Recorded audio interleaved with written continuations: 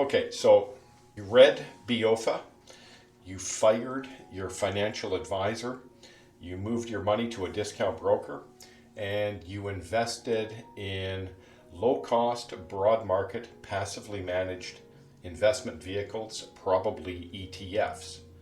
And you've done this for a while now, and you're getting a little bored. Because one of the things about low-cost, broad market, passively managed investing is you don't have to do very much. So that's one of the benefits. Now, I've added a new tab here, and this is called Microcap Ideas. Now, the reason for being your own financial advisor is when you hire a financial advisor, there's a lot of hands in the pie, and the pie is yours, and those hands amount to about 2 full percentage points. So if the pre-cost rate of return is 7% and your cost factor is 2%, your after-cost rate of return is 5%. So pre-cost 7, 2 full percentage point cost factor, you get 5. That's your relevant rate of return. That's an example. And that's the whole point of what Be Your Own Financial Advisor is trying to change. We contend that although financial advisors add value, the value isn't commensurate with the cost. Now, actively managed mutual funds or actively managed product, they don't add value.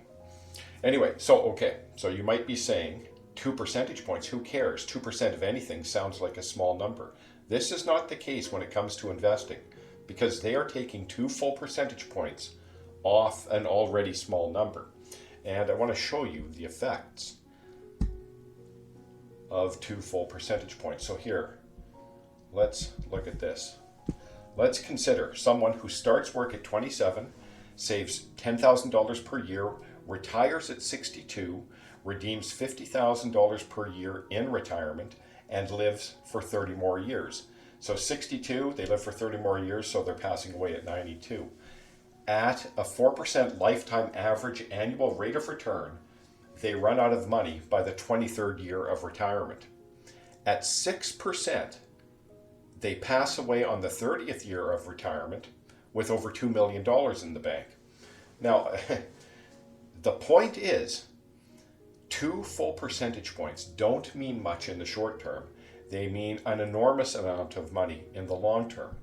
Let's have a look. Let's download the spreadsheet. If you don't believe me, let's go to the spreadsheet. I've got it open, actually. Okay, here we go. $10,000 a year, save. It's growing at 4%. 35 years of work, and then we retire.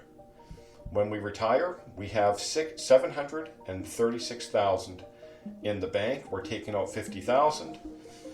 The portfolio is growing by $27,000. There's our end of year value. So this declines over time and runs out by the 22nd year of retirement is fully funded, and you can't fund the 23rd year of retirement. So let's change the rate of return. So this is average annual lifetime rate of return. We're changing it to 6.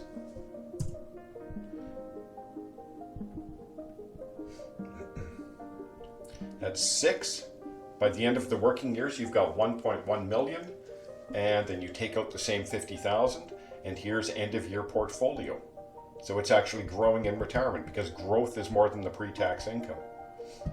And you pass away at 90, or 92 years old, with over $2 million in the bank. 2 full percentage points matter.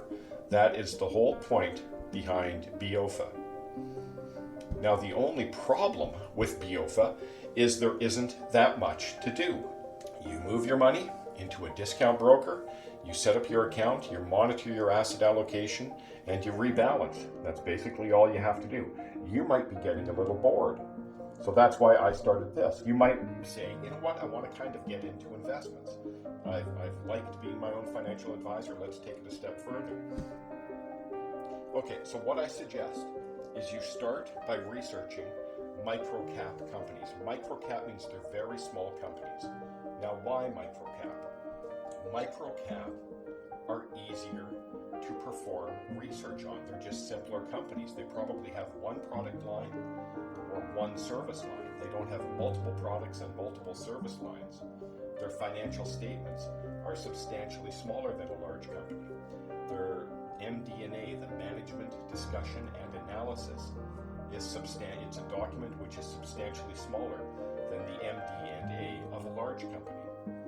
Now, and you go to the website, you can understand the story very easily. The company news is easier to understand and conceptualize. So, if you start by researching larger companies, you're probably going to get a little lost. If you start by researching smaller companies, you are going to find that you understand quite a bit of the stuff, and that is somewhat satisfying. Now, the trouble with microcap companies is that many go bankrupt. A lot of these companies are recent startups, and they have a good idea, but good ideas fail all the time. Now, when you're researching, you're going to find out that the numbers tell a bit of a story, but this is as much art as it is science. So you have to kind of research the company, understand the numbers. Does the product make sense? Does the idea seem to make sense to you? Read all the news. Does the story somewhat add up? And then you make your evaluation. Now, one thing to watch out for is before you invest in any of these, make sure you research quite a few, like 5 or 6, because they all tell a good story. And it's, if you read the financial statements of one, you might be tempted to invest in that company. But just know that they all tell a good story, and there's a reason for this. The owners of these companies believe this story. Truly, they've invested a lot of their own money, and so they are true believers in this story, and sometimes this clouds their judgment. So they might be overly optimistic than they should be. Now, with small cap, or especially with new ideas, timing is extremely important, and a lot of new companies with great ideas fail because the timing just wasn't right. And I used the shareyourworld.com example. Share Your World was formed in 1997. They did the exact same thing YouTube does. The problem for them was they were 8 years too early. Broadband technology wasn't prevalent enough, and video technology wasn't that great back then. So they had videos, but the viewing experience was poor, and so people didn't watch them. The technology and broadband just weren't at where they needed to be for that to be a pleasurable experience. Okay, so they shut down in 2001. In 2005, these broadband was prevalent and the technology had improved. YouTube starts. Within 2 years, they're sold for over $1.5 billion. The only difference between shareyourworld.com and YouTube was timing. So that's what I wanted to say. So I'm going to do the research. I like doing the research. I've posted a few here. I'm going to do a video probably on Nevada copper next. And that's it. Onward and upward. Thank you for watching.